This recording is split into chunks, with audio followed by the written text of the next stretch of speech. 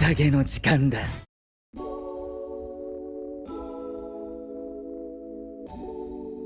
As far as a non-spoiler review goes, this movie was pretty good. I think if anyone sees any criticism for the movie, it will not have, nor should it have, anything to do with like the characters at all. It really has to do with, I would say, the pacing of the movie. I think the only thing that people would have mixed feelings about would be the pacing of the movie, because the movie could have easily been shorter, or actually, if you want to argue this, the movie honestly could have easily been just another season. You know what I mean? So that's one thing I had already like felt while being done with the movie. But the movie itself, man, I was the beginning of the movie shocked me, because I thought, in typical fashion, you know, just like how with the main cast of characters, when they're in trouble, there's help. Certain characters, like certain Hashiras, like were just by themselves. Certain Demon Slayers were by themselves, and you know, took care of business.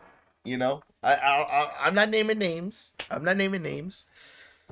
I'm not naming names, but you know, it is already late for me. Yeah, true. Some of the music choices were confusing in the movie. Honestly, I liked the music choices when it came to the scene that they picked it for. Maybe if you're being like overly like aware of like, okay, we went from here to here, then it's like, I guess it could feel weird. But there were like certain music choices. That's a good topic, Iru. The music choices in this movie I personally really liked, especially when they got into like heavy metal. I was like, yo. When it comes to some of the Hashira, this is a 3-parter movie, correct? I think this is a 3-part movie. So the first part, you're not getting you're not getting huge like shifts for everything, not everything. So I'll let y'all know right now, like certain characters are going to be focused on more than the others, and even then I think the movie, the characters that they focus more on, it was fire. Like on the trailers, you obviously saw Akaza, Tanjiro, they trying to run it back. Seeing the fight scenes between Tanjiro and Akaza, because it was in the trailer, man, that boy Tanjiro surprised me.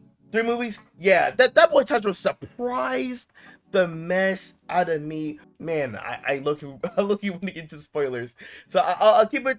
You know what? To make it easier for me, I'm gonna just go and I'm gonna stay at non-spoiler review here, and then after a little bit of time, I can get to like specific spoilers. But yeah, Hashiras in general. In the beginning, for one of the Hashiras, I was surprised how the beginning of the movie went. Honestly, I was like, what? Like they were showing you like they're not playing around. I'm not gonna lie, like with the rated R and with it being 2 hours 30 minutes, I'm like, yo, I didn't think, you know, anime movies would really go to this extent anymore. I didn't think there would be any movies that would try to do that. And when it comes to those type of movies, I always appreciate whenever, whether it can be Marvel, it can be DC, it can be anime, when they let like a good amount of time for a movie and then rated R. It's like, yeah, man. And yeah, they definitely led with that rated R. Like, man, there are some scenes, man, where it was like, yo, are you serious? But yeah, the beginning of the movie was fire. Hey, my boy Zenitsu. All I know is people were saying, because I was like, yo, I need this man to be locked in throughout the whole movie. That boy was locked in. 2027. Oh my god, I gotta wait for a whole year and some change. That's gonna hurt.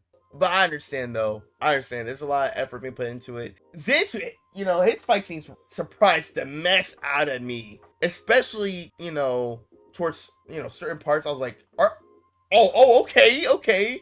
I would say how they go about with like communications with like the crows and stuff. I just like how versatile the Demon Slayer Corps is. Like the higher ups that kind of manage the whole thing. Like in the movie, like how they're just like looking to everything. I'm like, yo, like generational call outs of like the century, bro. Of like, oh, hey, this person's here, this person there. Oh, go here. Like that, the communication side that they had going on was gas. Let's see, Mid City, Obanai. They were, you know, they were just chilling. Gyome and Mitro. I mean, yeah, they were chilling. They were doing their thing. I do like the beginning scene of the movie a lot, because you know it kind of picked up where it left off from season 4. We especially think about like the ending of season 4, like of just the ambush they did for Muzan, and just we kind of got a bit more context of that. I'm like, oh wow, dang, you know. Yeah, so as far as Hashira is concerned, Giyu, oh man. If I had to pick a Hashira that really surprised me the most, by far by far Giyu. Like when this man told everyone in season 4, I'm not like y'all. Oh, he meant that. He meant that. He meant that, and he showed that. He meant that, and he showed that. And then obviously in this movie, I think we already knew about Tanjiro getting his get back, or just him trying to get back with Akaza. I really liked how they did the fight scenes with that. Like, oh man, the beginning of that had me surprised. As far as the upper rank demons, the one that really had me, which one had me like, yo, what the heck? Upper 6 had me like, yo, what the heck? Because I realized who he was. And after watching this movie and going back into because I was editing the season 4 reaction that's on YouTube right now, I went back over certain parts and I figured out who the upper 6 demon was. And we already knew who he was to Zenitsu, because they obviously seemed to have been some sort of bad blood that they had, and that kind of was shown in the trailer. But seeing what he also was doing, oh my gosh, this is my Gozar. I guess you can interpret that this way. I'm telling you what he really meant, but he doesn't think he's worth being Hashira. He believed that Saibito was more worthy than he was. Oh yeah, upper 6, that dude, oh my gosh. I figured out why I dislike him when I finished the movie and I rewatched parts of season 4. It brought more things in perspective. Upper 2, what's his name, Doma? Yo, I don't like him. Like, just like how I just did not like Akaza for a long time, I'm like back on that, but times a billion on Doma.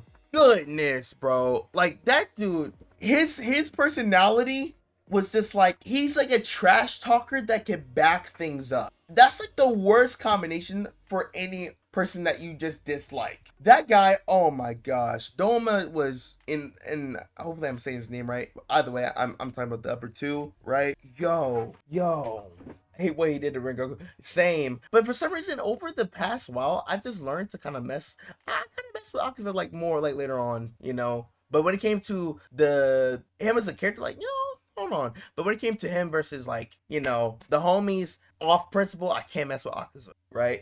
But the upper 2 demon, yo, I think I dislike him the most.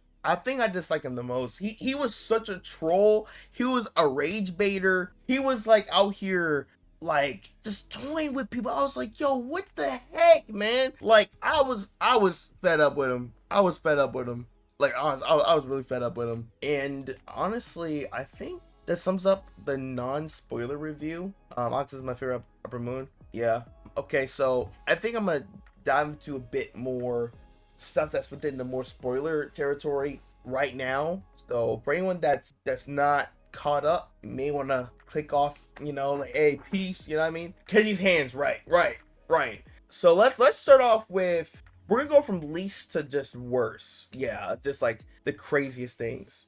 The least craziest thing, I would say, we have to start with Akaza, honestly. Seeing how Akaza, like, and this is where I think Akaza's flashbacks, depending on how you view the fight scenes between Akaza, and again, a reminder, we're in spoiler territory now. Just seeing his fight between Giyu, Tanjiro, in between that, the flashbacks, I think, honestly, I could understand why some people thought, okay, we could have removed certain things out of the way, but I think when you continue on, like, listening to the backstory, like, to give it a chance, you kind of like factor it in when he's trying not to give up. We try not to give up in the, you know, when Tanjiro, you know, I was like, yo, it just seeing how badly he was trying to come back, and the people from his previous life was telling him, like, nah, man, you don't have to keep fighting. I'm like,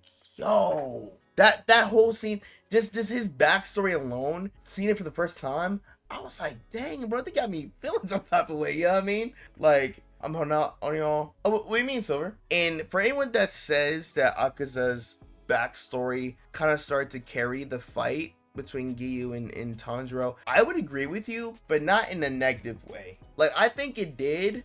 I think it definitely kind of did carry towards the second, especially for the second half of the fight. The first half of the fight was like, oh my gosh. The only in the second half, I wish they could have allowed the Tanjiro, him in the transparent world. I wish they could have allowed that to have lasted much longer, in my opinion. But either way, I like how it was executed.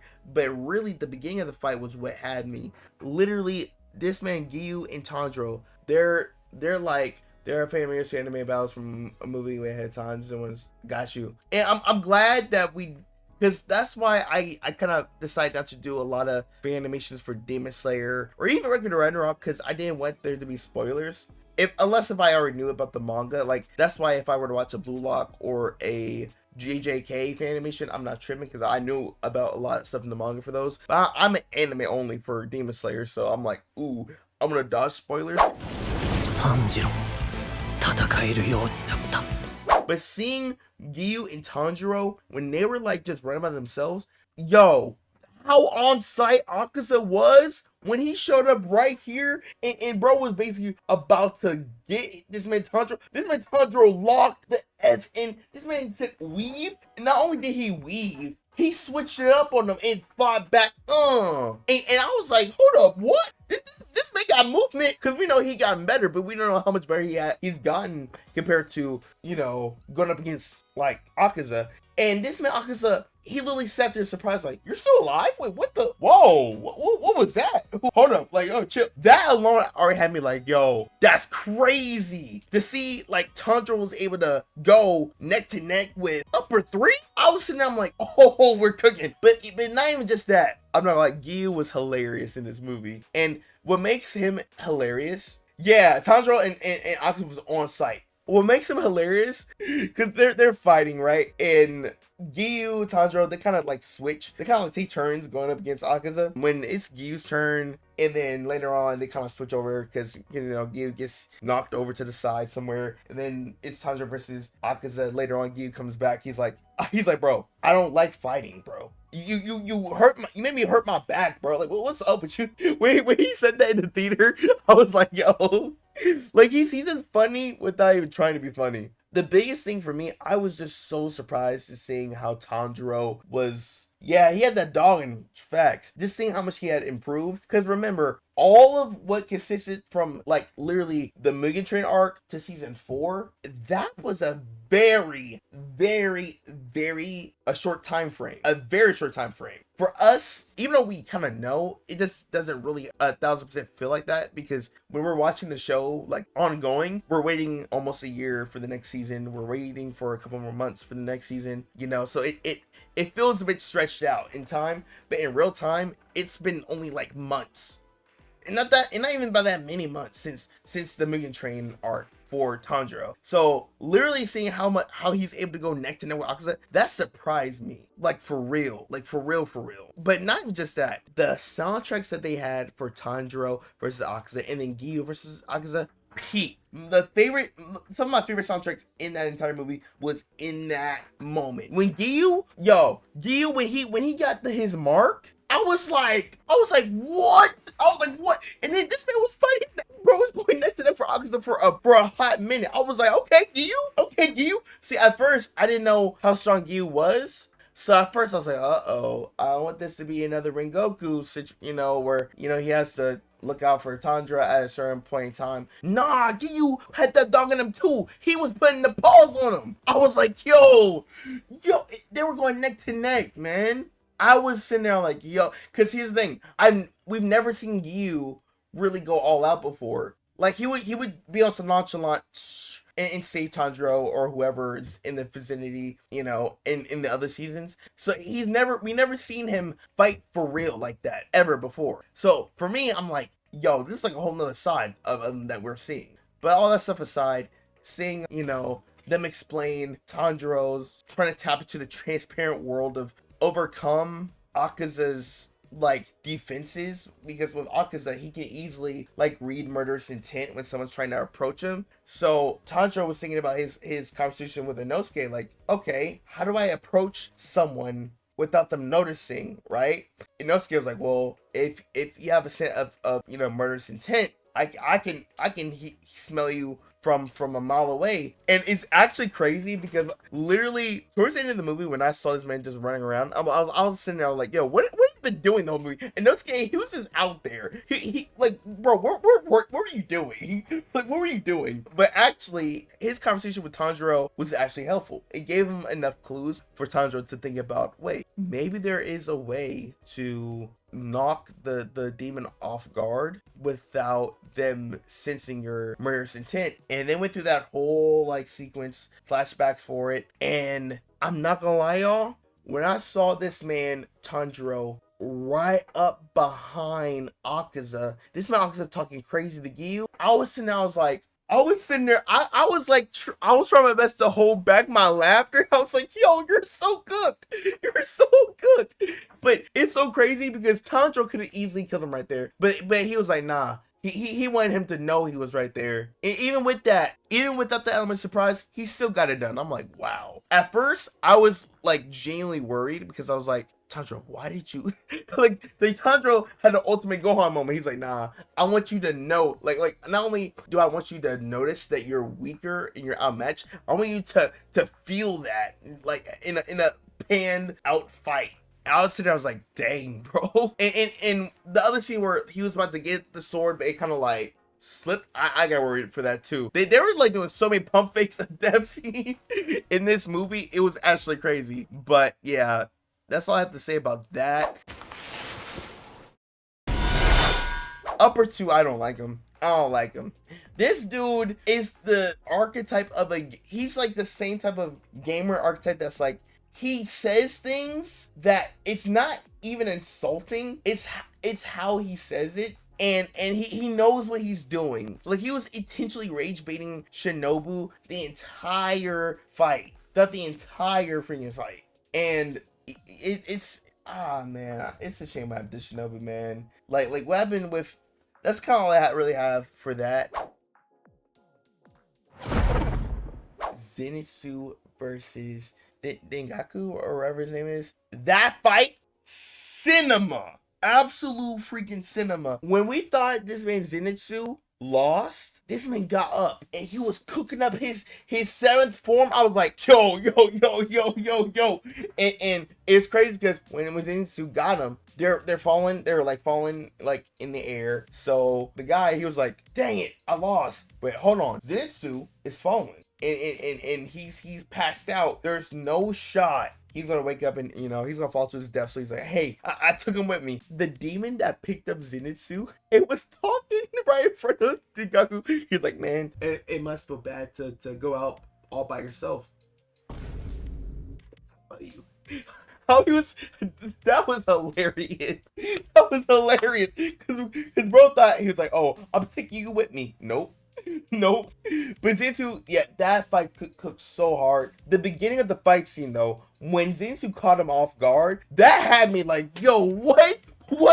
And another thing, what made that scene even more like, yo, prior to them fighting, the crows in the upper, you know, core of the Demon Slayer core were like, wait, Zenitsu's by himself? No, he needs help, right? Like, they were like, yo, no. And for me, I was like, nah, Zenitsu, go ahead, get this fool. Go ahead, get this fool. Seeing the backstory as far as the significance behind them two fighting, knowing that their gramps, their teacher, decided to pass on because of what happened to the guy that's now a demon. I was like, yo, what? But then also to figure out back in season 4, he was the same guy that made a deal with a demon to actually to send the demon over to where Guillaume had all those kids when he was like a teacher. At first I didn't even know that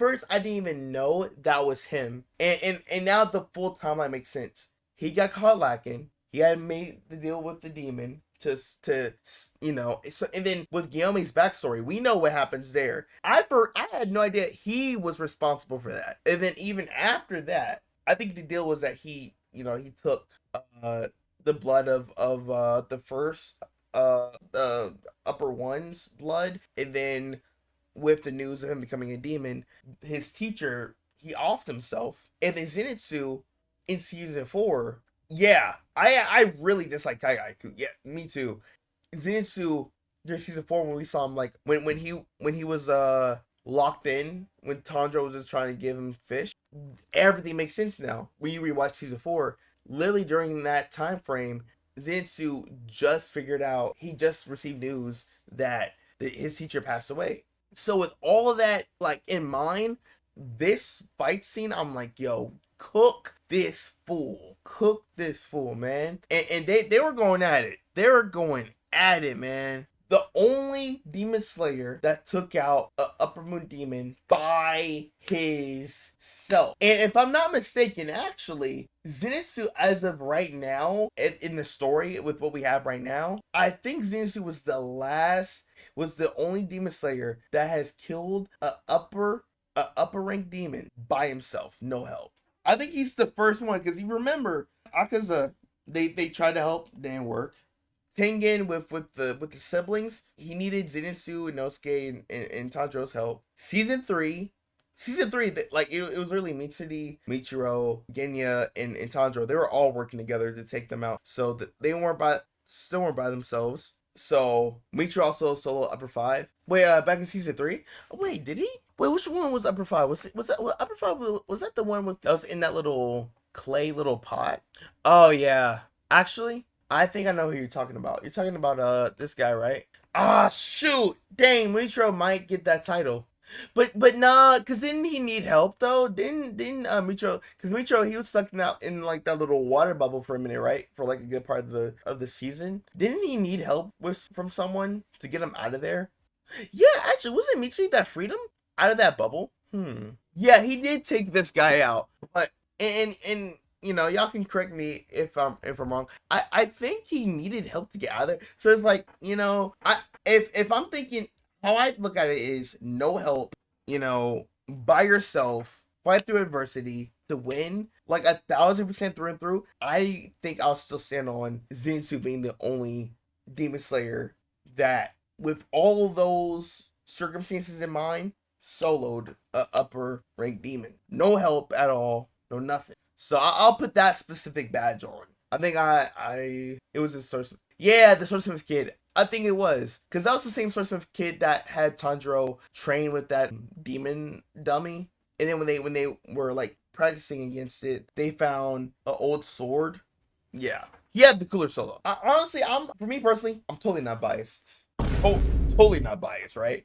I'm personally giving that. But yeah, overall though, I think pacing, that's the last thing. Because I was thinking about types of, yeah. I was thinking like long and hard about how do I feel about the movie pacing wise. I think initially when certain scenes were happening, I was like, okay, this is taking a minute. But I think once I started to get invested in some of the like flashback and stuff like that, it doesn't really bother you as much when they go back a lot. Because then you also got to remember, this is the first movie that's kind of setting the stage of like the characters that we weren't acquainted with the whole time, So the pacing overall, I think it was actually good. I think if you're not invested in the characters in some of the stories and you're only there for one person, the flashbacks and stuff like that, I think it would start to drag for people that kind of view it that way. If they're not invested in the characters like that, and if they don't care for the characters, even for like the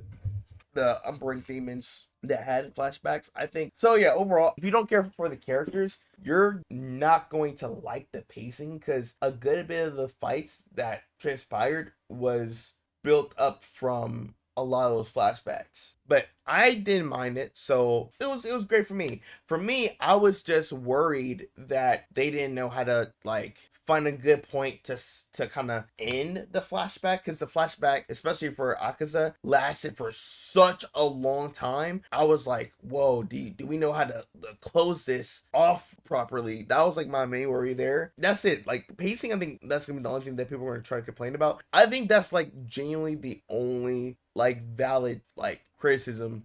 Second trailer drop, bet. So yeah, if we're confirmed to do the Twitch stream on Sunday, we can check out the Zombies trailer. We can check out a few shows. We do that whole thing. Yeah, next stream. And honestly, with trailers, sometimes I get it's so weird. Like some trailers, that I could do on YouTube is fine, but others not really. Especially if it's like an anime trailer, they do not like anime trailer reactions on stream or like the whole thing is played. But if it's edited a certain way, they find it all right. The only thing I would say though, initially I was like, yo, that's some BS. When Akaza put his head back, I was like, what? I know you're lying. I was so mad because we gotta remember every single match was starting to count even more since Shinobu lost hers. So I was like, yo, please, please. And then I'm sitting there, I'm like, yo, there's no way that like he's still out here. But overall, like the movie, I think that's about it. Yeah. Definitely would like to watch it again because I watched it in sub. So I would love to watch it in dub. So maybe yeah, maybe I'll check it out.